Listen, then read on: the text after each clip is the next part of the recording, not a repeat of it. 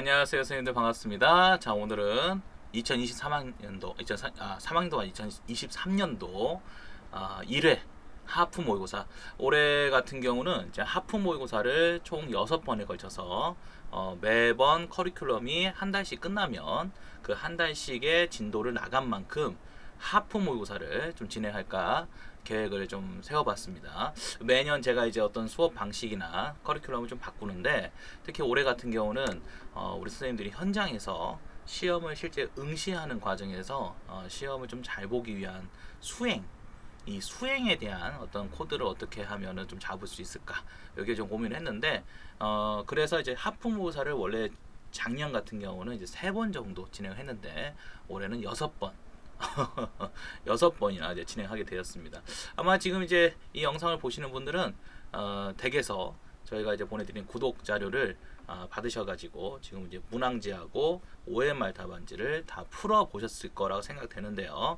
자, 오늘은 이제 여러분들이 문제를 좀 푸시는 것도 중요하지만 저랑 같이 진술적인 부분, 이 진술적인 부분을 같이 좀 고민해 보는 것도 매우 중요할 것 같습니다. 그래서 진술적인 부분도 얘기를 해드릴게요. 그래서 오늘 시험 범위는 1월 1일에서 1월 말까지 총 4주, 저기 설날이 껴 있었기 때문에 2월 첫 주차까지, 그래서 총 4주에 해당되는 진도 부분을 좀 점검할 거자 합니다.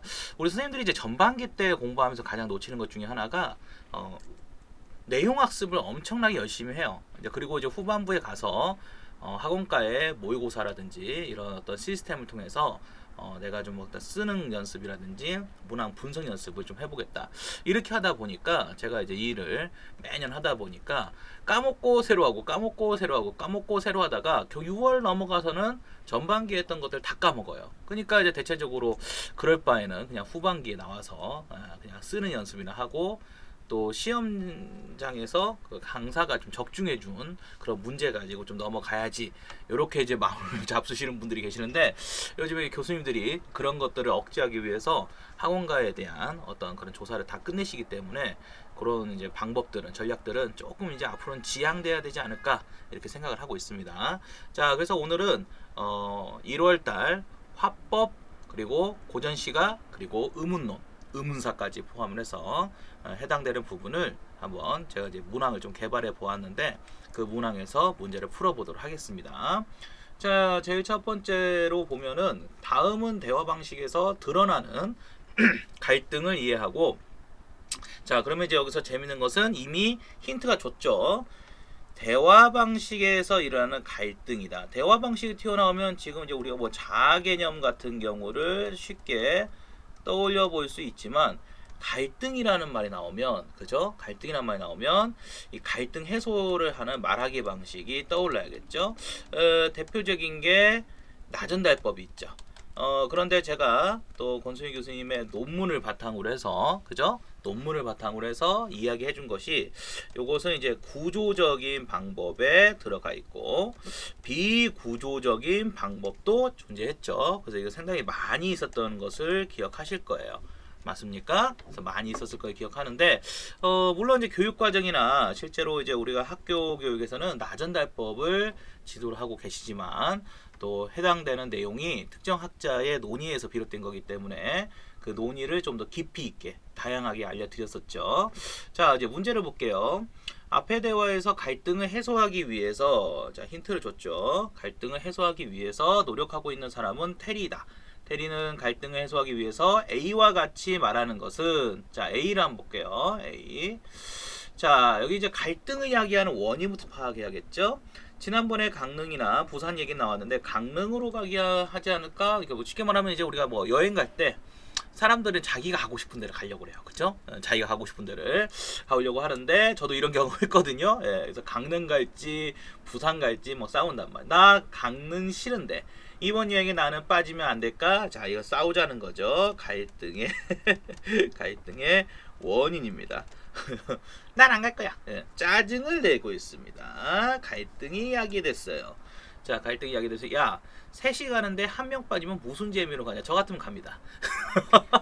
저 같으면 가는데 테리가 의리가 있어요. 그럴 거면 애초에 가자질 말든지 좀 약간은 좀 방언 같은 느낌 나는데 속상해하면 너 왜 그렇게 말해? 자, 너 왜 그렇게 말해? 너의 표현 방식이 갈등을 이끌어내고 있어. 나는 강릉에 명절 때마다 가서 재미없을 것 같아서 그런 건데, 자, 강릉에 명절 때마다 가는 거 보니까 이 유아라는 친구는 강릉에 뭐 외가가 있거나 뭐 하는가 봐요. 자, 문제는 뭐냐면 유아의 말하기 방식이 사실은 테리에게 갈등을 온 거죠. 갈등을 테리가 유발했다기보다는 왜 그랬을까? 자, 우리가 이제 어떠한 이제 동의경률이라고 하는 거라죠. 동의경률. 동의경률이 뭐죠? 공손성의 표현에서 최대한 상대방의 상대방의 주장이나 입장을 어떻게 해주자? 동조해주자. 자, 그런데 내 생각은 달라, 난 너랑 달라 라고 하는 말을 한다는 것은 갈등을 이야기할 수가 있겠죠. 자, 그래서 여기서 이제 보시면 너희 큰 집이 강릉이라고 자주 간다는 것 깜빡했다. 자, 테리가 많이 내려놨죠? 속에선 천불이 올라오고 있지만 테리가 많이 내려놨어요. 이런 걸 우리가 뭐라고 하죠? 입장 바꾸기. 그렇죠? 역지사지라고 써도 괜찮은데 입장 바꾸기라고 하자. 입장 바꾸기. 너한테는 자주 가는 곳이라 재미없을 수 있을 때 상대방의 마음을 이해하고 뭐 또 오해하는 분들이 공감적 듣기에서 반영하기 같은 그런 듣기 활동으로 또 생각하실 수도 있겠지만 이 문제는 그런 걸 낸 게 아니라 공감 듣기를 낸 게 아니라 모 교수님의 특정 논의에서 비롯된 문제를 낸 거죠. 자, 수강생 분들은 다 무슨 말씀인지 알아들으실 것 같고 문제를 접근하지 못했다는 거에 대해서 조금 더 실망하시지 않으셨을까 이렇게 생각을 해봅니다. 이 형성평가 즉 하품 모의고사는 만점을 맞으셔야 돼요. 만점을 맞으셔야 이게 이제 상당히 정상적인 거고 만점에서 조금 부족하다고 해도 이해가 되는데 하품 모의고사를 하프 반타작을 했다 이러면은 이제 전반기 다시 한번 그 1월달에 2월까지 했던 공부에 대한 정리를 꼼꼼히 하라는 경각심과 각성을 또 불어넣어주기 위해서 문제를 녹록하게 내지는 않습니다. 자, 어쨌든 간에 그럼 여기 이제 봅시다. 미안해 하면서 나도 내게 잘못 말한 것 같아. 자, 유아도 자기가 상대방에게 잘못 말한 것 같다. 자, 얘는 구조적인 방식을 바꾸라는 거죠. 뭐가 있을까요? 그렇죠. 이견이 있을 때는 동의 그러나 전략을 써라. 이렇게 이제 우리가 배우셨을 거예요. 맞죠? 그래서 뭐 잘 푸셨을 거라고 생각을 하면서 넘어가도록 하겠습니다. 자, 이런 부분 잘 생각하셔야 되고, 자, 그 다음에 다시 이쪽으로 이제 넘어가 보면, 자, 이번에는 문법 문제가 나왔네요. 자, 문법 문제 한번 볼게요. 자, 가에서 이제 봅시다. 자, 이번에 출제가 됐죠. 비읍계 하변명사. 출제가 됐기 때문에 묻지를 않았어요. 자, 반면에 시옵계 하변명사. 아직 시험이 미출제 됐죠. 미출제, 기출제. 그래서 이제 작년에 제가 이제 요거를 적중시켰죠. 그래서 2023학년도에 출제가 됐고, 자, 미출제를 보면은 우리가 이제 시옷을 된소리 시옷이라고 하고, 그죠? 그 다음에 또 하나는 이제 뭐 여린 히읗도 된소리 부호로 이야기를 합니다. 특이한 것은 지금은 이제 전탁자에 해당되는 것이 음소로 인정이 되면 된소리로 지금 현대국어에서는 얘기를 하죠. 물론 쌍히읗 같은 건 제외를 해야겠지만, 자, 그런데 15세기에는 어쩐 일인지 이렇게 특이한 된소리 부호가 있었다. 요거를 제가 엄청 강조를 해드렸는데, 그렇죠? 자, 그래서 된소리 표시를 하고 있다라고 쓰시면 되겠습니다. 자, 반면에 이제 15세기에 그래서 이제 학자들이 나뉘는 거죠. 각자 병서라고 하면 쌍기역, 쌍디귿, 쌍비읍, 쌍시옷, 쌍지읒, 쌍히읗. 자, 여기서 이제 우리가 조심해야 될 건 쌍니은이나 쌍이은과 같은 경우는 각자 병서는 맞으나 얘는 된소리 표기가 아니었죠.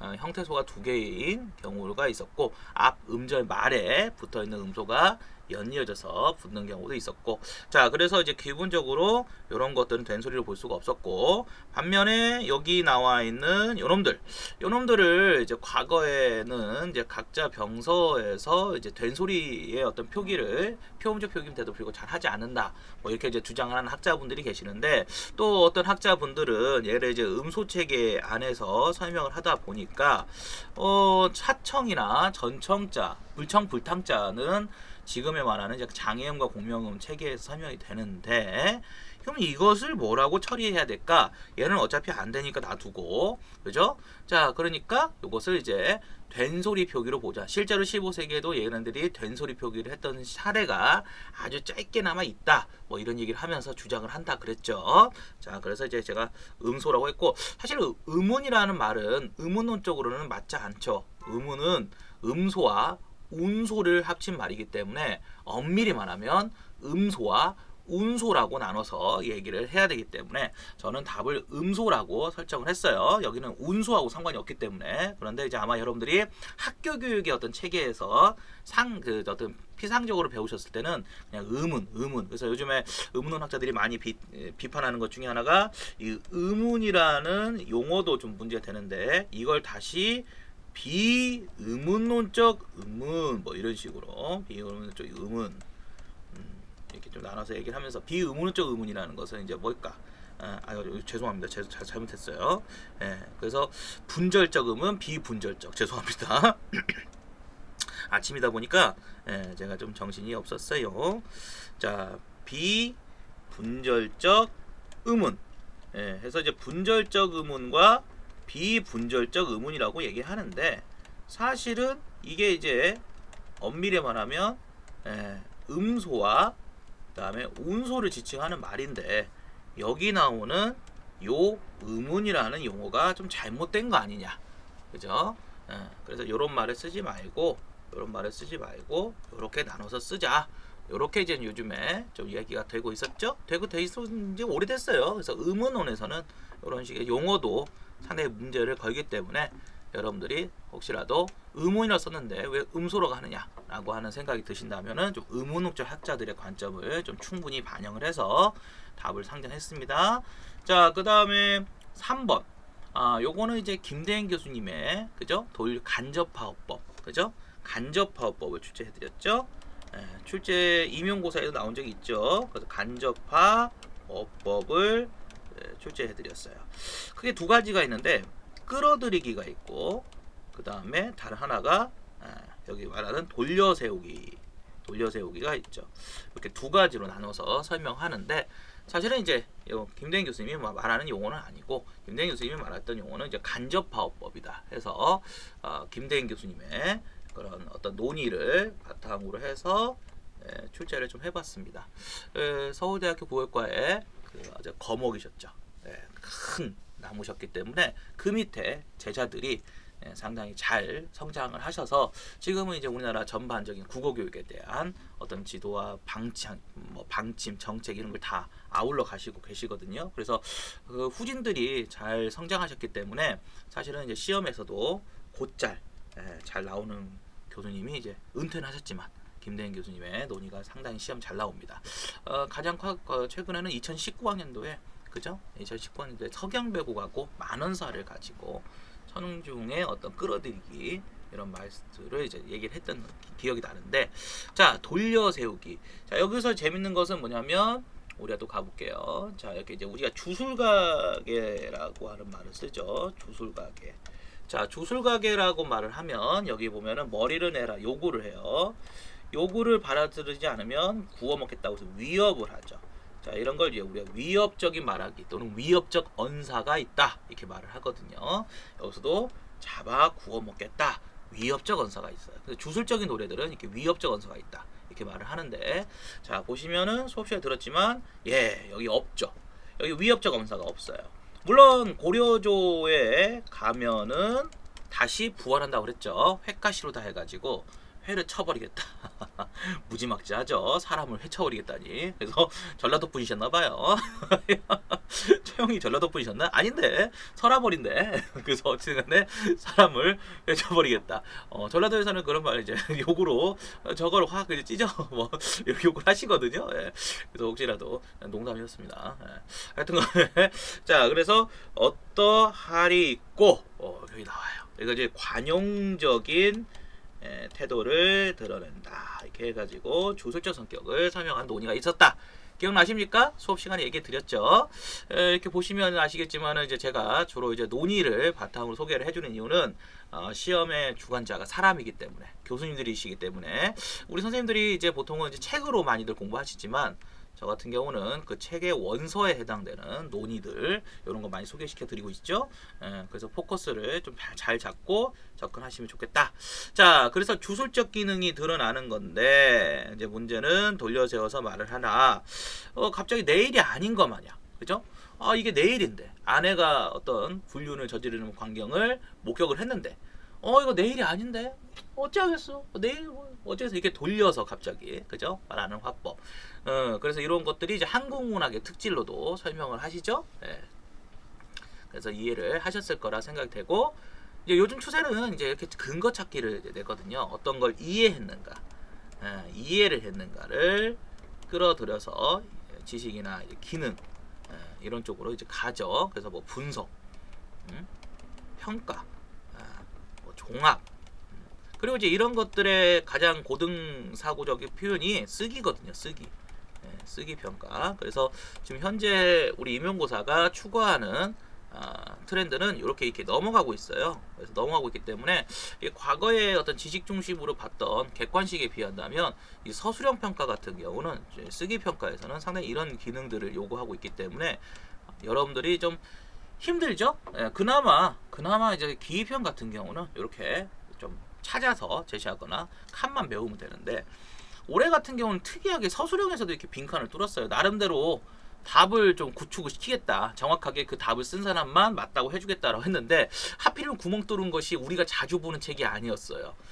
교수님들께서 약간 이제 빗나가시려고 책을 바꾸셨어. 이제 그러다 보니까 뭐 화법교육은 장문교육은 독서교육은 이런 책들만 죽으라고 이제 공부하셨을 텐데 이제 작년 같은 경우는 그런 점에서 본다면 조금 힘들었겠죠.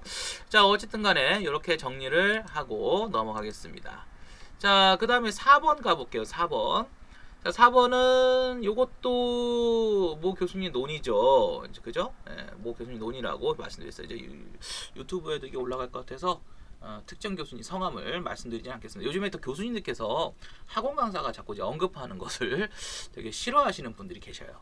그래서 저도 이제 좀 조심을 하려고 하는데 사실은 제가 뭐 그 교수님들 뭐 득보겠다고 어떻게 보면 뭐 후광을 염두하고 얘기한 건 아니고요. 만나뵌 적도 없는 분들도 많아요. 왜냐하면 논의를 공부하다 보니까 알게 되는 거지 그분들에게 직접 사사를 받아서 제가 알고 있는 건 아니거든요. 그래서 이제 논문 공부를 하고 그분들이 어떤 연구를 해오셨는가 뭐 이런 것들을 그동안의 연구 실적들을 싹 조사를 해서 프로파일을 하다 보니까 알게 되는 거죠. 그러다 보니까 이제 여러 공부를 하다 보면 이게 자연스럽게 처음에는 파편적으로 공부하게 되는데 어느 순간에는 이제 파편적인 것들이 싹 응집이 되면서 전체적인 그림이 밑그림이 싹 보이기 시작해요. 그래서 제가 지금 그런 상황이다 보니까 뭐 이런 얘기를 해줄 수도 있는 상황인 거고 그래서 좀 이제 교수님들께서 좀 불편하신 분들에 대해서 실명을 거론하진 않겠습니다만은 잘 기억 수업 시간에 말씀드렸죠. 그래서 제가 항상 얘기하지만 제가 이 교수님들의 어떤 출처를 얘기하는 것은 인용인데 인용.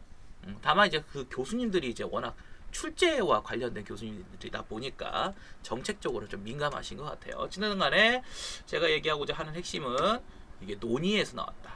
기억나시죠? 성진아 지난 수업 시간에 필기한 공책 좀 빌려줘. 맡겨놨니? 기억나죠? 맡겨놨니? 안 돼! 단호하게 얘기하고 있어요. 갈등! 일어나! 갈등! 갈등이 일어나고 있어? 이렇게 얘기하는 거죠. 그죠? 갈등!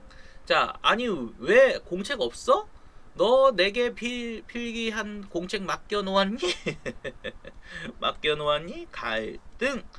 자, 어이없어 하면 야, 안 빌려주려고 별 변명을 다 한다. 째째하게 공책 하나 빌려줘. 이런 거 이제 체면을 위협한다고 얘기했죠. 체면을 위협하는 행위로 본다.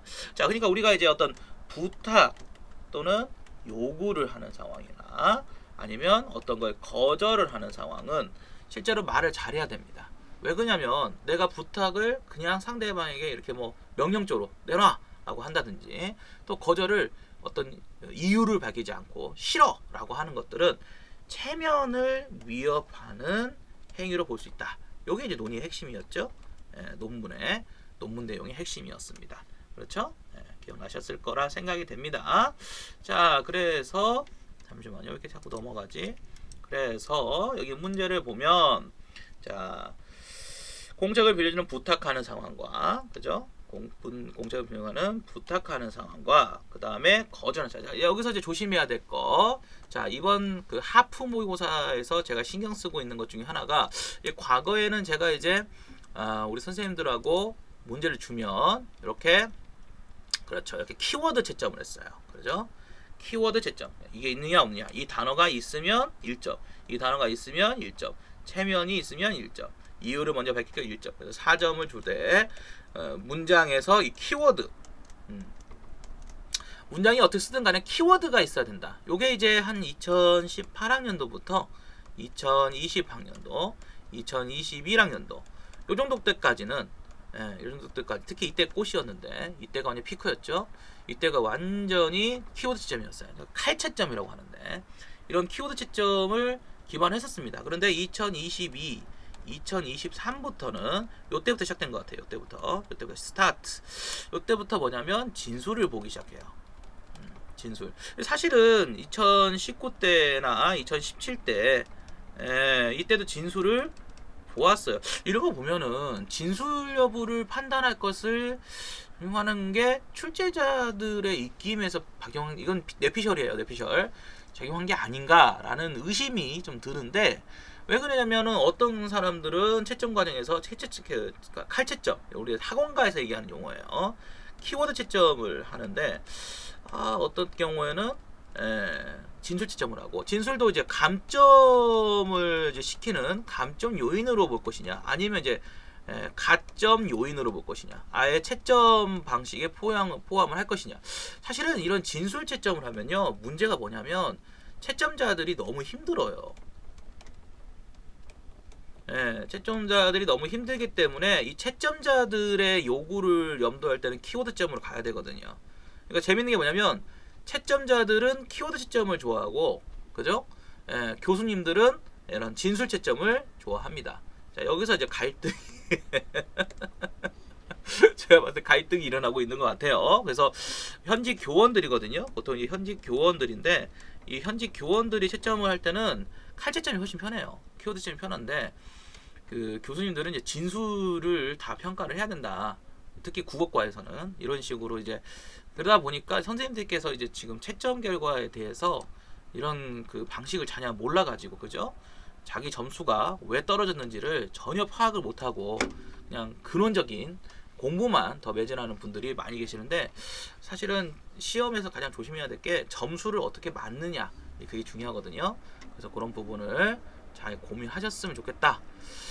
자, 처음에만 한번 얘기해 줍니다. 자, 그 다음에 이제 성진의 어떤 성질을 여기서 그래서 중요한 것은 뭐냐면 진술을 좀 많이 신경 쓰셔야 돼. 진술. 자, 우시는 공책을 빌려 부탁하는 상황이라는 거 키워드가 맞는데 왜 안 나오니? 키워드가 맞는데 이 키워드만 이렇게 빈칸 뚫어서 쓸기 연습을 할 것이 아니라 실제로 이렇게 하는 사람도 있거든요. 이렇게 책도 내는 사람도 있더라고. 요즘에 합격생분들이 책을 많이 내시거든요. 거기에 대해서는 노코멘트 하겠습니다. 노코멘트 하겠는데 하여튼간에 그 공부를 하시는 분들의 마음을 정말 잘 하시는 것 같다는 생각이 많이 들어요. 합격생분들이. 근데 교수님들이 추구하는 공부 방법하고는 좀 달라요. 이런 게 참 재밌는 거죠. 수험생이 어떤 시험을 넘어가기 위해서 하는 전략과 교수가 너는 이렇게 알고 이렇게 풀어야 돼 라고 생각하는 출제 의도는 사실은 같을 수도 있지만 제가 일을 해보면서 느낀 게 뭐냐면 너무 달라요. 그러니까 시험만 잘 보고 넘기는 방법이 솔직히 있어요. 어느 정도는. 그러다 보니까 그런 부분에서 합격생분들이나 이런 학원 강사들이 그런 걸 요구를 굉장히 잘 만족시켜줘요. 근데 저는 솔직히 교수님들의 말씀이 맞다고 보거든요. 교수님들이 생각하고 교수님들이 하라는 어떤 그런 코드가 맞다고 보기 때문에 교수님들의 어떤 코드에 맞춰서 강의를 하다 보니까 선생님들이 조금 힘들어 하시는데 자 어쨌든 간에 아, 왜 자꾸 넘어가지? 넘어가니까 자꾸 사이렌이 울리네요. 그래서 어쨌든 간에 모 교수님의 논의에서 부탁하는 상황. 근데 무슨 부탁이냐? 공책을 빌려준, 그죠? 내용과 관련된 진술이 보여야 돼요. 내용과 관련된 진술이, 공책을 관련된 진술이 있어야 됩니다. 성질은 이제 우신의 부탁을 거절하는, 부탁과 거절 행위는 자칫 체면이 이게 갈등의 원인이 될 수 있다. 그러니까 진술을 잘 쓰셔야 돼요.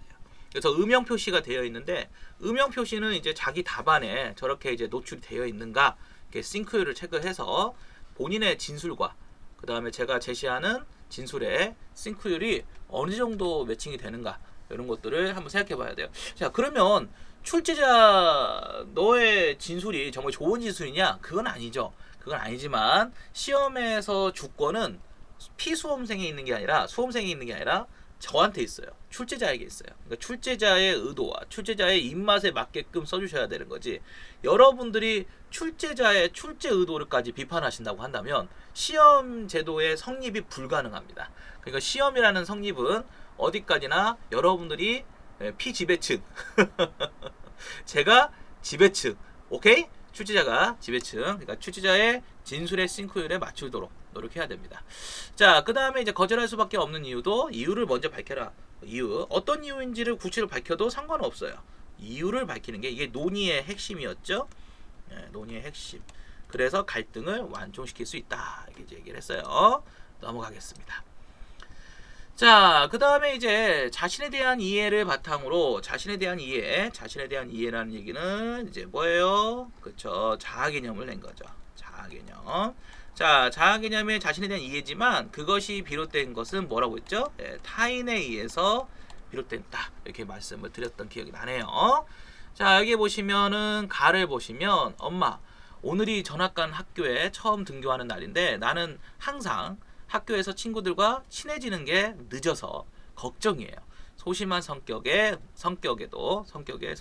이거 왜 이래? 문제가 있다 보니까요. 이게 부정적인 자아를 갖고 있어요. 대화 방식이 부정적이죠. 대화 방식이 부정적입니다. 자, 민경아, 너는 처음 만나는 친구들과 대화를 할 때도 자연스럽게 화제를 잘 이끌어가서 늘 분위기를 유쾌하게 만들잖아. 칭찬을 해주고 있어요. 자, 그러니까 어떻게 됐어요? 아이에게 긍정적인 영향을 미쳤어요. 자, 이런 걸 우리가 순환과 고착이라고 설명을 해요. 자, 자아개념은 타인에게서 비롯돼요.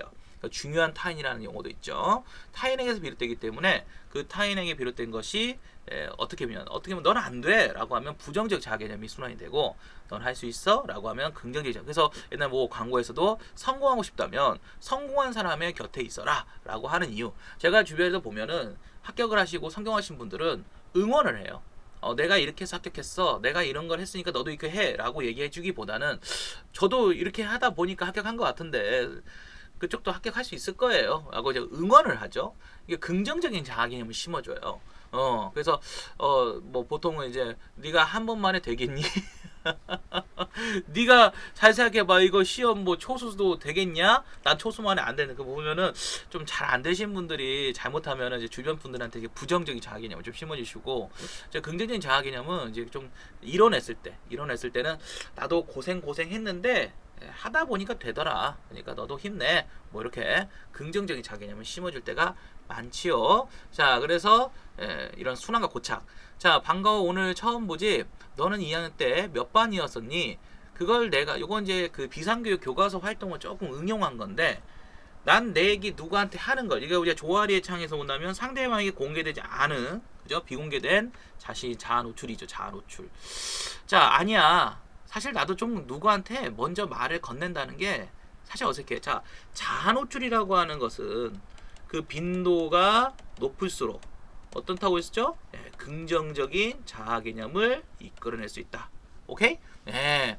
자, 그래서 얘가 지금 자아 노출을 하지 않는 아이인데, 지금 민경이가 끌어내고 있어요. 그래서 어색해, 좋게 봐줘서 고마워. 너도 굉장히 밝고 명쾌하게. 왜 태민이가 밑으로 내려왔냐, 여기 써야겠네. 좀 이런 실수가 잦네요. 자, 그래서 진에게 어디에 매우 인상적이었어. 그래서 칭찬이 칭찬을 낳은 거죠. 자, 자아 개념의 변화의 과정을 보자. 자, 민경이의 대화 방식. 여기를 보시면 역시나 키워드 채점으로 채점 기준표는 제시되어 있지만 진술을 보면 대화 방식에서 부정적인 자아 개념이 드러나고 있지만 엄마와의 대화를 통해서 엄마와의 대화가 들어가야죠. 긍정적인 자아 개념을 가지다. 그러니까 핵심은 이 두 가지지만 이 중간에 진술이 있어야 됩니다. 아셨죠? 이 연습을 좀 하시라고 제가 이렇게 좀 진술을 만들어 왔어요. 태민이의 대화 방식이 부정적인 반면에 태민이의 대화 방식은 부정적인 반면에 민경이는 그런 태민이야. 그러니까 중간에 쓰지 말라가 아니라 중간에는 여러분들 자율적으로 쓰시되 요 밑줄 치는 거나 음영 표시되어 있는 것은 싱크율이 맞아야 됩니다. 자, 불구하고 매우 긍정적인 대화 방식을 이끌어가고 있다. 자, 이런 것이 이제 순환이 되고 있다. 이런 얘기를 하고 있습니다. 그래서 이 중간중간에는 여러분들이 이제 뭐 지어서 써도 돼요. 지어서 써도 되는데 진술의 흐름이 인과성에 맞게끔 사례와 어떤 근거, 이유를 밝히면서 인과성에 맞게끔 잘 쓰셨는지는 고민을 좀 해보셔야 될 겁니다. 자, 그 다음에 넘어가 보면 6번. 자, 6번. 왜 이렇게 넘어가니? 응? 이거 안 넘어가게 할 수 있는 방법이 없을까? 6번. 넘어간 김에 지웁시다. 자, 6번. 아이고. 오랜만에 하니까 좀 미숙하네요. 자, 6번. 자, 지난 시간에 우리 모둠의 유기동물 문제에 대해서 발표입니다. 발표 상황이죠. 네, 발표한 내용이고, 자, 발표 내용을 어떻게 구성해야 될까요? 이렇게 물어봤어요. 내용 구성에 대한 문제죠. 우리가 이제 발표는 크게 세 가지 정도로 나눠서 얘기할 수 있다고 했죠. 내용 구성, 표현 방법, 청중과의 상호작용 기억나십니까? 자, 그래서 요거를 보면서 이제 얘기하고 정리 부분에서는 특히 이제 도입, 전개, 정리 부분은 이게 이제 발표 목적이 정보 전달에 있느냐, 그죠? 정보 전달에 있느냐, 아니면 설득에 있느냐, 이렇게 나뉘어질 수 있다고 했는데 얘 같은 경우는 지금 주제가 뭐죠? 여기 나와 있는 유기동물의 문제에 관심을 두고 이걸 해결하기 위한 노력하자. 설득이라는 것을 힌트를 주었어요. 여기서 힌트를 주었기 때문에 단서를 제공해줬기 때문에 설득이라는 것을 떠올려 봤어야죠. 자, 이를 먼저 여기 알아보고 이 발설 살펴보도록 하겠습니다. 예고를 하고 있죠. 자, 예고, 요약, 논리적 구성에 대한 내용 연결 표현의 어떤 논리적 기능을 하고 있네요. 자, 그 다음에 여기 보시면 이 표와 그래프를 보시면 자, 여기 보시면 2014년도부터 감초를 보이다가 2016년에 발생했음을 알 수 있습니다. 그러나 이 수치는 전국 요기소나 보호센터에 접견한 것으로 통계에 잡히지 않은 요기소서 그 수는 더욱 증가할 것으로 예측됩니다. 얘기하고 있어요. 자, 그러니까 이건 이제 예측되는 어떤 시간의 X축이 시간의 어떤 구성하고 있는 건 두 가지밖에 없죠. 하나는 선 그래프가 있고 하나는 그렇죠, 막대 그래프가 있고. 자, 그래서 막대 그래프는 양적 비교와 더불어 시간의 추이를 볼 수가 있고 선 그래프와 같은 경우는 시간의 추이를 통해서 변화 과정을 볼 수가 있어요. 이렇게 이제 시간을 열거하는 것보다 이 표를 제대로 보여주는 게 좋겠다. 그래서 여기서는 이제 선 그래프나 막대 그래프도 허용을 해주도록 하겠습니다. 자, 그 다음에 다시 돌아가서 자, 두 번째. 자, 여기를 보시면 2014년부터 동물의 보호를 유실과에서 의무화 시행하고 있다. 그러나 이런 노력에도 유기물 동물 가운데 약 45%라는 얘기는 55%는 돌아가지 못한다는 거죠. 그러면 이거를 이제 간단하게 이렇게 보여주면 되죠. 이렇게 여기가 55%, 여기가 45%. 상대적으로 유기견들이 주인한테 못 돌아가고 안락사를 당한다든지 이런 일들이 벌어진다는 것은 양적 비교를 할 때는 원 그래프가 효과적이죠. 그래서 이 문제의 핵심은 이렇게 그래프에 대한 유형을 내용에 맞춰서 구성할 수 있니? 이렇게 물어본 거죠. 자, 그 다음에 이제 마지막 장면을 보면 지금까지 유기동물의 발생 원인, 문제를 해결하는 방향을 살펴보았습니다. 이상으로 갑자기 급 마무리 짓죠. 이렇게 마무리 짓는 것보다는 자신의 의견에 대한 공감대를 다시 한번 이끌어내고 자신이 어떤 주장하는 말을 다시 한번 강조해주고 그 다음에 이제 앞으로의 어떤 추세, 미래, 전망 이런 것들을 제시해주는 것이 훨씬 더 효과적이다 이렇게 말씀드렸죠. 그래서 유기동물에 여기서 중요한 거 진수를 잘 써야 되니까 유기동물 문제점을 다시 한번 주지시키고 그에 따른 행동과 인식 요게 들어가야 돼요. 요렇게 안 썼으면 다 틀렸다고 하세요. 그죠? 예. 그러니까 그냥 방금 전에 말했던 것처럼 얘기하면 책에 있는 내용을 그냥 드래그해서 갖고 온 거고 요렇게 얘기를 하면 문제를 푸는 거고 자 요런 게 이제 서술형에서 여러분들이 필요한 능력이죠. 그래서 선생님들께서 그냥 책에서 있는 그대로를 그냥 드래그 하셨다면 저 같은 경우는 채점을 점수를 주지 않을 겁니다. 왜냐면 앞으로 우리가 시험에서 좀 연습을 해야 될 것은 이 진술적인 부분을 좀 연습을 해야 되기 때문에 오케이? 아셨죠? 자, 그 다음에 7번. 시간이 좀 많이 지체되니까 빨리빨리 해볼게요. 자, 7번 문제는 제가 이제 우리 선생님께 그 단모음 체계를 설명할 때 교수님들이 그 단모음 체계 설명하는 논리가 두 가지가 있다. 하나는 이제 모음 추이라고 해가지고 이 아래아가 여기 있다고 이제 하죠. 여기 달려있는 거. 여기 같은 경우는 이제 이렇게 의와 아래아의 대립 양상을 보고 자 여기도 대립 양상을 보이고 있죠. 이게 뭐예요? 양성모음, 음성모음, 양성모음. 그렇죠. 그래서 이제 나중에 이 아래아가 소실되는 것은 결국은 양성모음의 한 축이 소실됐기 때문에 모음의 조화가 파괴되는 결정적인 기능을 하게 된다. 자, 이거는 이제 우리가 알다시피 이제 단모음 체계에 대한 변화를 얘기하려고 하는 거죠. 자, 그 다음에 또 하나 재밌는 것은 하향식 이중모음이라고 했던 우리가 하향식 이중모음이라고 하는 그렇죠. 단모음화가 일어납니다. 17세기 정도부터는 애와 애가 단모음화가 일어나고 있고 20세기 정도 왔을 때는 위가 단모음화 되는데 특히 이 놈들은 지금 중모음의 발음이 거의 잘 되죠. 그래서 중모음으로 거의 이제 봐야 되지 않을까. 대표적인 게 이제 사람들이 많이 헷갈리는 게 요거를 많이 헷갈리는 이유가 뭘까? 그죠? 요거를 형태소로 분석하면 이해가 빨라요. 되어가 축약된 거로 보면 그죠? 되어가 축약된 걸 보면은 이렇게 보면 되거든요. 그러니까 얘가 이제 형태소가 두 개라는 거죠. 형태소가 두 개라고 한 것 때문에 되어를 축약해봐라. 뭐 이렇게 이제 보통 이제 선생님들이 알려주시는데 사실은 그런 근원적인 원인을 보면은 이게 발음이 같아요. 사실은 사람이 우리가 발음해 보면 발음이 동일하죠. 그래서 원래 안 이렇게 안 돼 이렇게 발음해야 되는데 사람들이 안 돼 이렇게 발음하는 사람이 누가 봤어요? 안 봤죠? 다 안 되지. 그러니까 이것 때문에 혼란스러워한다. 뭐 이런 식으로 해서 제가 중모음 어찌됐든 간에 하향식 이중모음에 해당되는 것들이 현대국어에 와서 어떻게 됐다고 얘기했죠? 그렇죠. 현대국어에 와서 다 전설모음 체계를 확립하는데 기여를 했다. 자 이렇게 해서 놓고 보면은 그래서 뭐 이몸 역행동화도 뭐 그런 가치가 있다 뭐 이런 얘기를 또 특정 학자의 논의를 바탕으로 해서 얘기해 드렸죠. 자 전설모음의 확립 그 다음에 대립 모음조화 이렇게 쓰시면 되겠고 진술에 대한 부분을 잘 쓰셔야 됩니다. 진술을 좀 신경 쓰라고 진술이라고 하는 부분을 제시해 주고 있어요. 요 연습들을 잘 하셔야 돼요. 앞으로는 이제 우리가 진술에 관련된 그런 훈련과 연습을 더 많이 해볼 겁니다. 본 강의 때 말이죠. 그 강의 때. 나중에 제가 요거에 관련된 아직 7, 8월 달 커리큘럼이 안 나와 있거든요. 제가 7, 8월 달 커리큘럼을 좀 이런 것들을 포커스에 맞춰서 좀 진행해 보지 않을까 생각하고 있습니다. 자, 그 다음에 두 번째 8번. 자, 현대 국어의 조음위치의 차이가 뭐냐? 이제 보면은 이것도 뭐 다 잘 아시겠지만 여기를 보시면 이게 지금 그림이 잘못됐어요. 이게 이제 이응이라고 해야 되고 얘는 꼭지가 달려서 이게 표기가 좀 구분 잘 안 됐습니다.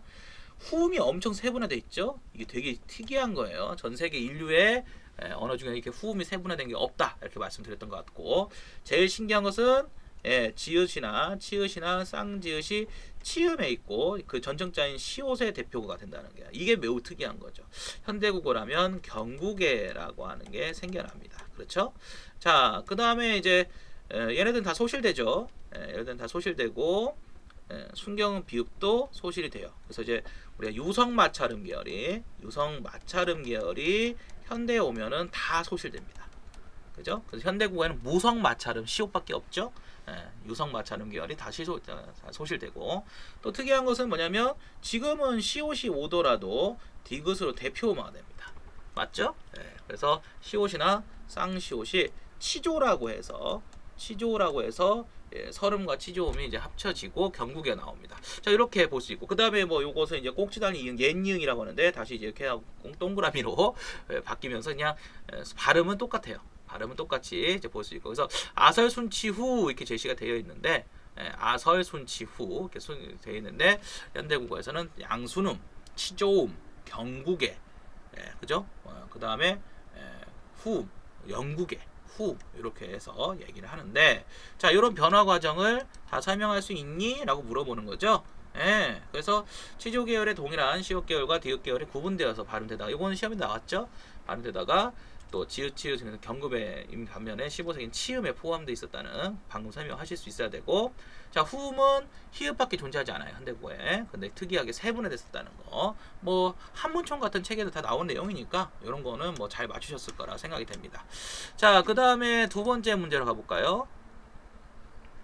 자, 두 번째 문제로 가보면, 두 번째 문제는 이제 9번 가보겠습니다. 9번 음절구조 제약을 물어보는 건데요. 음절구조 제약. 자, 음절구조 제약의 대표적인 게 뭐냐면, 우리가 이제 음절초, 그죠? 음절초나 음절 말에 자음군이 올 수가 없어요. 자음군이 올 수가 없어요. 음절초에 연국의 비음, 그죠? 연국의 비음이 올 수가 없어요. 연국의 비음이 뭐였죠? 이응이 있죠, 이응. 자, 그 다음에 또 뭐 있냐? 그죠? 대표적인 게 두 가지가 있어요.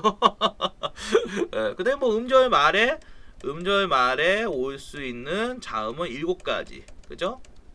자음, 기역, 니은, 디귿, 니을, 미음, 비읍, 이응, 이렇게 7가지밖에 없죠. 자, 이런 식으로 이제 설명을 하는데 여기서는 이제 15세기에는 이게 좀 잘 안 지켜졌다는 거죠. 특이하게 15세기에는 이게 좀 잘 안 지켰다. 근데 여기서 조심해야 될 게, 이게 이제 학자들 간에 좀 이제 논란이 있어요. 논란이 있으나 여기서는 그냥 음절 구조 제약이라고 물어봤으니까 거기에 맞춰서 풀게끔 낸 겁니다. 그래서 논란이 있다는 얘기는 무슨 말이냐면, 얘네들이 지금 잘 보시면, 여기 원래 음절 말에 있던 놈들이 올라온 거예요. 여기 보면 원래 음절 말에 있던 놈이 올라온 겁니다. 보이세요? 그러니까 얘를 이제 연철표기라고 하는 사람들은 연철표기다, 이건 연철표기지 실제로 음절 초에 있는 게 아니다라고 해서, 사실은 이제 음절 초에 연국의 비음이 올 수 없다는 것은 15세기도 통일이다. 근데 이게 사례마다 달라요. 그러니까 이게 이제 연철표기로 설명하는 게 맞기도 한데, 뭐 사례에 따라서는 음절 구조 제약이 지켜지지 않는 음절 구조 제약의 차이가 있는 경우도 있기 때문에 뭐가 하나가 맞다 이렇게 말하기는 그렇지만, 하필이면 지금 보시다시피 사례가 연철표기와 관련된 내용이기도 합니다. 그래서 이제 음절 구조제약을 설명하면은 연철표기는 음절 구조제약이 그냥 일치하는 거죠, 현대국어랑. 반면에 연철표기를 하지 않고 음절 말이 아니라 음절 초에 와 있어요 라고 한다면 현대국어의 음절 구조제약과 차이가 있다고 설명하는 건데, 자, 그거를 염두하고 이 문제를 푸시면 큰 무리가 없습니다. 자, 하나의 음소인 반면에 비에서는 복합자음, 이게 자음군 또는 이중자음이라고, 또 나천인 교수님 또 이중자음이라고 또 책에다가 명시하셨던데, 이중자음. 그래서 어쨌든 간에 자음군이라고 좀 보통 알거나, 또 발음이 두 음소가 모두 발음된다 할 때는 복합자음, 이렇게 복합자음군이라고 얘기를 합니다. 어두자음군 이런 말은 지금 여기서 쓰면 안 될 것 같아요. 어두자음군 얘기하려고 하는 게 아니니까. 자음군이 와 있다. 왜? 자음군이 올 수가 없는데 와 있다. 특이한 거죠. 음절 말에서도 니은이나 니을에 어떤 해당되는 음절 자음군만 올 수 있었다. 뭐 이런 얘기 해드렸던 기억 나십니까? 자, 그래서 2개 이상의 자음이 왔다는 것은 되게 특이한 일이죠. 그죠? 자, 그 다음에 초성에서는 나타나지 않으면 음절 말에만 올 수 있는데 음절 초에서도 나타나 차이를 보인다. 얘를 이제 사실은 연철표기라고 써도 상관은 없는데, 문제는 음절 구조 제약의 차이점으로 설명하라고 했으니까, 그죠? 차이점을 설명하라고 했으니까 의도에 맞춰서 이렇게 설명했었어야 되는데, 연철표기와 관련된 내용도 꼭 기억을 해놓으세요. 자, 그 다음에 3번을 보시면 A에서 실제 발음에서는 음절 말에서 2개 이상의 자음의 발음이 되지를 못하는 제약. 자, 3을 보면은 얘가 현대국어에서는 자음군 단순화라고 하죠. 자음군 단순화가 일어나요. 자음군 단순화가 일어나서 음절 구조 제약이 지켜지는데 과거에는 이제 표음절 표기였단 말이에요. 표음절 표기였기 때문에 원래 니은 지읒이었을 텐데 얘가 니은 시옷으로 지금 발음이 된다고 볼 수가 있거든요. 그죠? 그러니까 얘가 지금 그냥 원래 니은 지읒이 아니라 니은 시옷으로 그러니까 지읒이 니은으로 이제 시옷으로 이거를 평파음화라고 하면 좀 그렇죠. 왜냐면 마찰음이니까. 그죠? 마찰음이니까 평파음화라고 하면 좀 그런데 어쨌든 간에 지읒 시옷이 됐단 말이야. 자, 이런 식의 이미 발음 양상이 지켜지고 있는데 실제로 표기가 되어 있다. 이는 표기와 발음이 일치했던 특이한 15세기 어떤 한정했을 때 설명이 가능한 거거든요. 그래서 이런 것들을 보면 음절 말에서 어떤 일인지는 모르겠으나 지금 현대인들은 알 수가 없는 거죠. 어떤 일인지는 모르겠으나 니은 시옷. 뭐 굳이 말한다면 우리가 영어에서 실제로 자음이 두 개로 발음되는 경우가 있지 않습니까? 이렇게 발음하려면 이거 어떻게 발음해야 될까? 밀크 이렇게 발음하면 안 되죠. 밀크라고 발음하면 외국인들이 못 알아들어요. 그죠? 그래서 밀 뭐 이렇게 발음해야 한다고 하는데 그럼 뭐 제가 알죠. 뭐 흉내 내보자면 어쨌든 간에 발음이 됐을 수 있을 것이다. 이렇게 얘기를 하는 거죠. 자, 기억나시죠? 자, 이거는 이제 오해하면 안 돼요. 여러분들한테 지금 가르쳐 주는 시간이 아니라 시험을 보는 시간입니다. 틀리면 혼나야 되는 시험을 보는 시간이니까 고민해서 잘 푸셨을 거라고 믿습니다. 자, 그 다음에 넘어가겠습니다.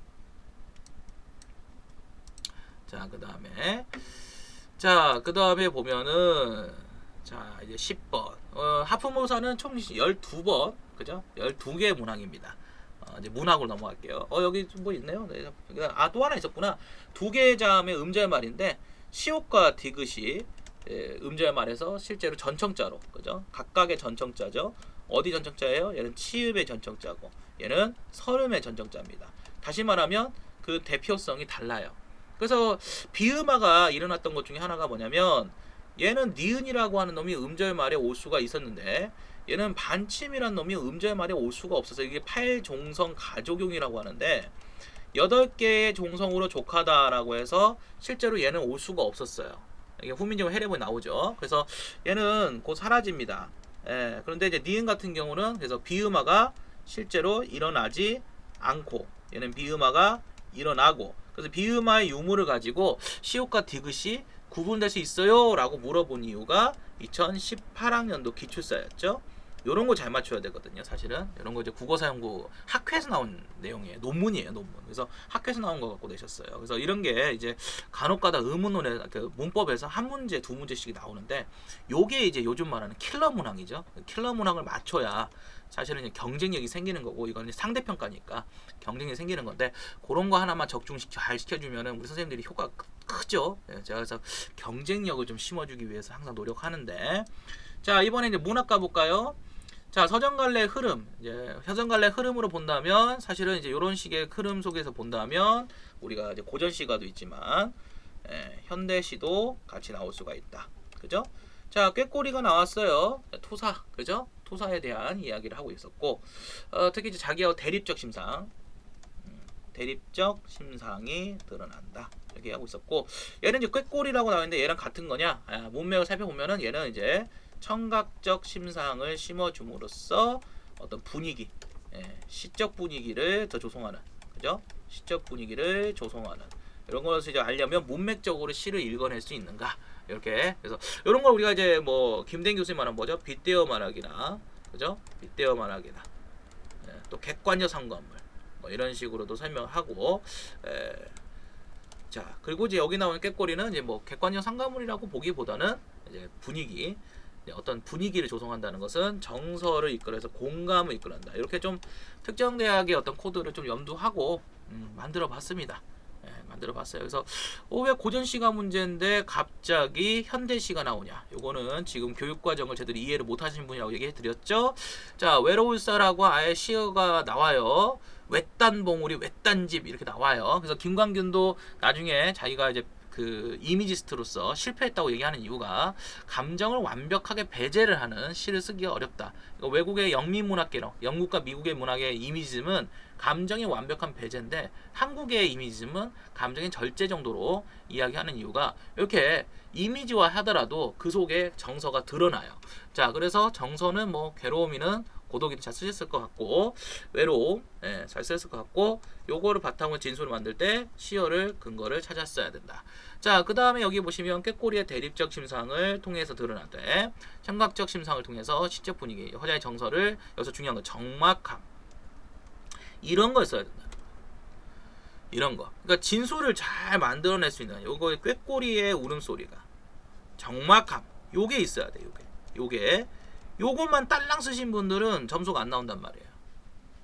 이제 무슨 말인지 알겠죠? 진술에 대한 신경 쓰라는 게 무슨 말인지 알겠습니까? 그래서 여기를 보시면 그냥 청각적 이미지를 형성한다 이렇게 하면은 끝나는 거고 문제가 없지만 키워드 채점 키워드 채점인데 우리가 조금 더 지금 연습해야 되는 것은 그렇죠 진술 채점 요 두 가지를 이제 좀 염두를 하고 접근을 하셔야 됩니다. 아셨죠? 자, 넘어가겠습니다.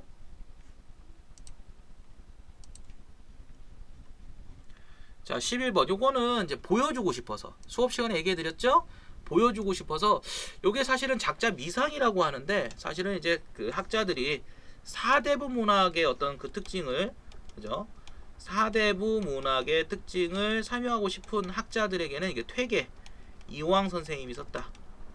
요렇게 이제 또 전제를 해버리죠. 가정을 해버리는데 어쨌든 간에 제가 수업 시간 되겠지만 충음사라고 해서 우리가 이제 그 음사 남녀 상렬지사라고 해서 사대부들이 결국 소교가 사리부재 원칙 그러니까 사리에 맞지 않는다 그래서 싫지 않는다 라고 하는 사리부재 이런 이제 원칙을 가지고 왔는데 대표적인 게 만원사 쌍화점 만원사를 정한 만전춘별사 쌍화점 이런 것들이 있었죠. 만전춘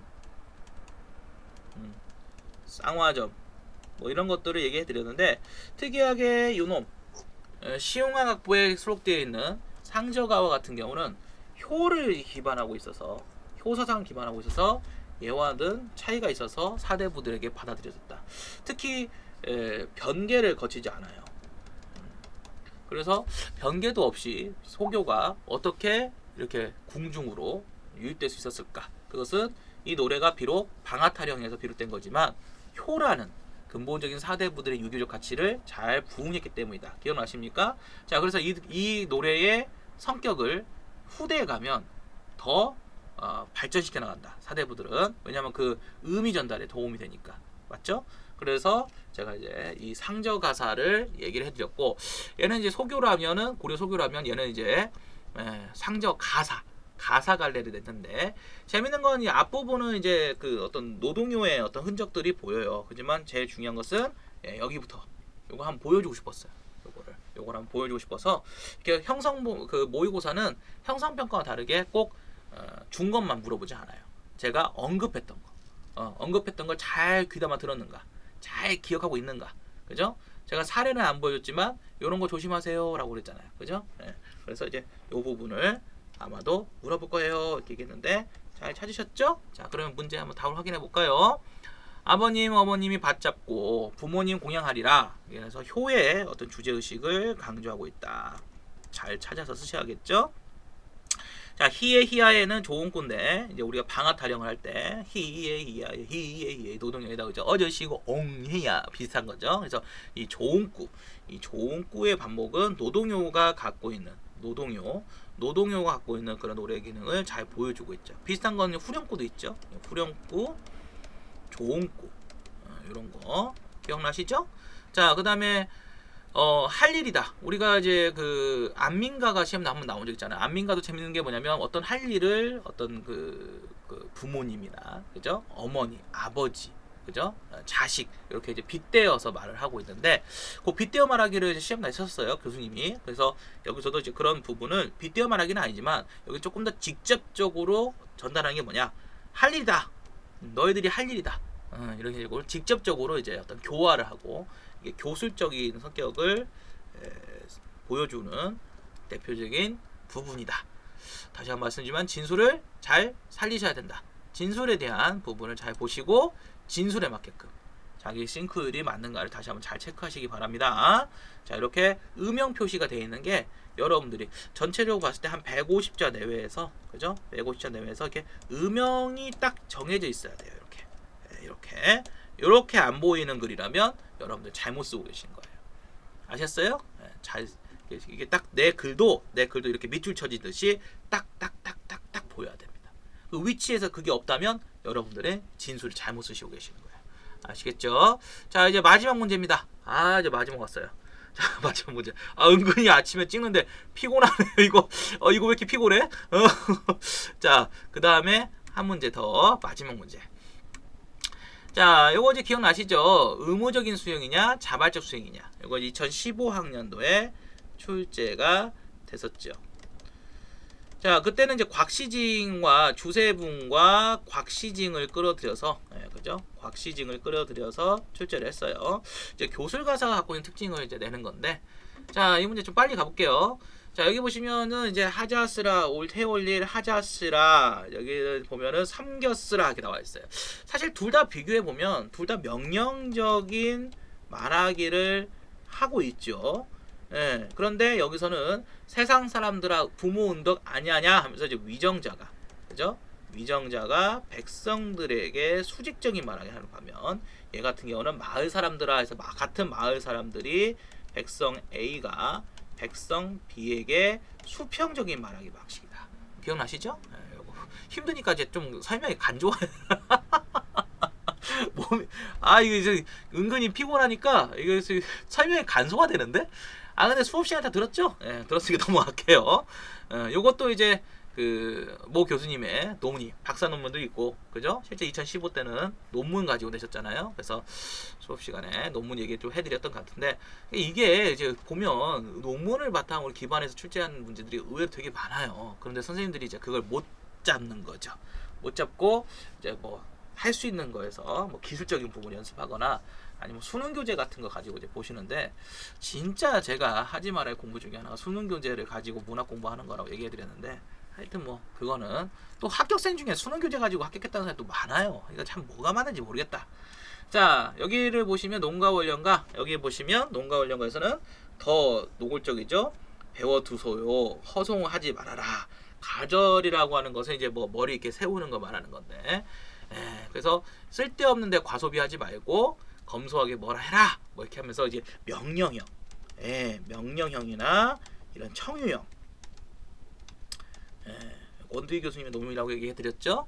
청유형 논문에서도 얘기를 하고 있습니다. 그래서 이게 세시풍속을 알려주는 것이냐, 아니면 교술, 농사일을 권장하고 그 교수를 하는 것이냐, 그 성격에서 이 말하기 방식이 되게 중요하다, 이렇게 말씀드렸어요. 자, 여기 이제 설명이 나와 있죠. 자, 백성의 목소리는 1인칭 화자로도 함축적 화자로도 실현되고 있다. 이 시의 전원 구조에서도 인간의 도리를 백성의 목소리를 담고자 했던 시인의 전략이 반영되어 있는 것이다. 앞에서 언급했듯 이 시조는, 앞에서 뭘 언급해요? 특정 이제 논의를, 그 글을 좀 갖고 와서, 원래 수능에서도 이렇게 나올 때 항상 출처가 있어야 돼요. 자, 앞에서 말했던 목민관이 아니라, 화제는 목민관이 아니라 다양한 백성들이다, 이렇게 이제 얘기하고 있죠. 힌트는 여기서 주고 있어요. 그죠? 수평적인 말하기다.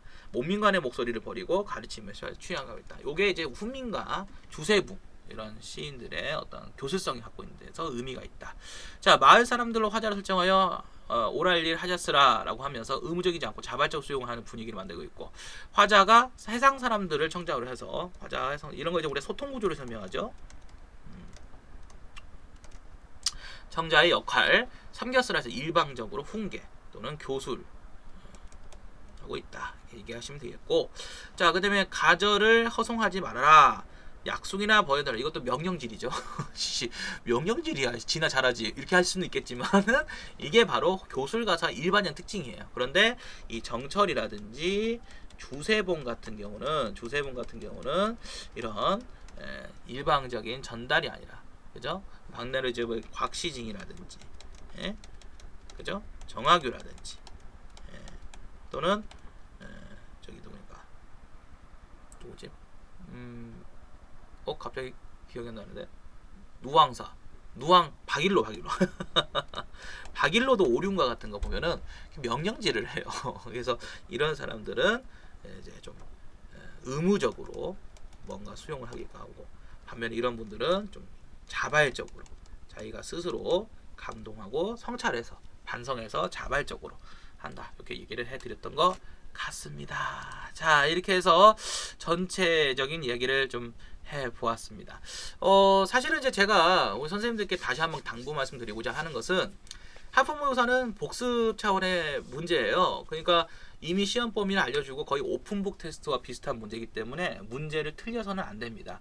다시 말하면 문제를 틀렸을 때 1월, 2월 달에 자신의 개인 공부의 문제점과 학습 진도에 대한 망각 또는 복습의 부재, 또 자기 공부에 대한 느슨함, 이런 것들을 잘 옥죄셔서 1년이란 커리큘럼 동안 잘 끌어가실 수 있는 시스템으로 활용해 주셨으면 감사하겠고요. 그렇기 때문에 제가 이제 쫀쫀하게 여러분 조금 괴롭히면서 들어갈 거고, 두 번째는 잘 보셔서 아시겠지만 앞으로 이제 우리가 이제 하프모사뿐만 아니라 모든 문제와 그 어떤 출제 근무안에서도 이제까지는 어떤 답을 써야 된다, 키워드에 중심을 두고 있었지만 그것뿐만 아니라 진술적인 부분도 선생님들께서 좀 신경 써야 된다는 것을 앞으로 좀 훈련을 좀 많이 시켜볼 생각입니다. 그래서 지금 기출사라든지 이런 것들을 다루고 있는 이유 중에 하나도 바로 이런 부분을 잘 하실 수 있도록 연습을 시키려고 하는데, 하여튼 제가 보니까 이게 뭐 수강생분들이 계시면 뭐 제가 터치 안 해도 그런 부분을 이미 갖추고 잘해서 뭐 매년 합격을 일정 인원 이상은 다 나옵니다. 그런데 제가 이제 늘 얘기하지만 일정 이상의 인원 말고 더 내고 싶을 때 우리 수강생분들의 비율에서 50%, 60%, 70%까지도 그 합격생을 배출하고 싶을 때는 이런 훈련이 좀 필요한 것 같더라고요. 그래서 제가 올해는 이런 훈련을 좀 강조하기 위해서 뭐 직강에서는 프로젝트 반이라든지 이런 관련해서 이제 여러 가지 뭐 제가 또 작품에 대한 분석집도 나눠드리고 있죠.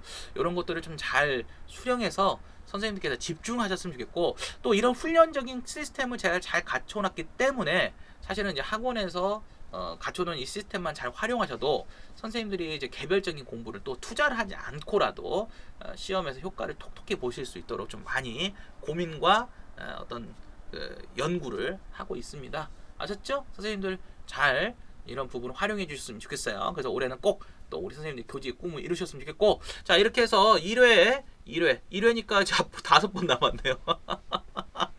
아이고, 언제 하냐. 5번 남았는데 1회 하프모의고사는 이렇게 마무리 짓도록 하겠습니다. 아셨죠? 궁금한 게 있으시면 공식 카페를 이용해서 질문도 해주시고요. 나중에 또 여러분들이 쓰신 거, 또 진술적인 부분이 좀 궁금하시면 가능하면은 이런 것들을 좀 같이 그 채점 워크숍 같은 스터디를 하면서 친구들이나 아니면 이제 뭐 공부를 하시는 그런 수험생분들과의 관계에서 스터디를 하시면 좋을 것 같아요. 그러니까 스터디를 할 때 하지 말아야 할 것 중에 하나가 다른 사람과 내가 어떤 공부 양을 쉐어하는, 나눠서 하는 그런 공부는 하지 마시고 이런 식으로 자기 진술에 대한 부분을 객관적으로 타인에게 평가받는 그런 스터디를 하신다면 훨씬 더 효과적이실 것 같습니다. 아우, 길게 했어요. 1시간 반이나 했네요.